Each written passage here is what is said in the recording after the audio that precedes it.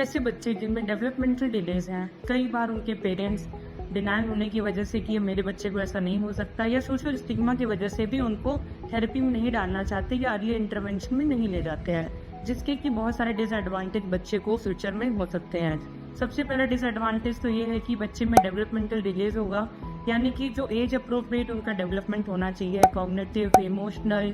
Social, इस तरह से उनका जो एक ओवरऑल डेवलपमेंट होना चाहिए वो डिले होता है। इसका इम्पैक्ट ये पड़ता है कि जो उनके बिहेवियरल साइकोलॉजिकल इश्यूज हैं वो बढ़ सकते हैं, क्योंकि बच्चा हर क्षेत्र में कहीं ना कहीं पीछे होता है तो उसका धीरे धीरे सेल्फ कॉन्फिडेंस भी कम होता जाता है, उसकी एकेडमिक डिफिकल्टीज बढ़ सकती हैं, रिलेटेड प्रॉब्लम्स बढ़ सकती हैं। इसके अलावा जो तीसरा इम्पैक्ट है वो फैमिली पे बहुत पड़ता है, क्योंकि कई बार फैमिली वाले भी एक दूसरे को ये कन्विंस नहीं कर पाते कि बच्चे को इस तरह की समस्या हो सकती है, तो फैमिली का कॉन्फ्लिक्ट भी आपस में लेके एक दूसरे को बढ़ता जाता है, तो नेगेटिव इम्पैक्ट फैमिली पे भी पड़ता है। इसके अलावा बच्चे में इंडिपेंडेंट लिविंग डिफिकल्टीज़ भी आती हैं, यानी जो बच्चा इंडिपेंडेंटली अपनी लाइफ को जी सकता था, अपने सारे काम कर सकता था, वो कहीं ना कहीं अपने पेरेंट्स या केयर गिवर पर डिपेंडेंट करता है पूरी ज़िंदगी।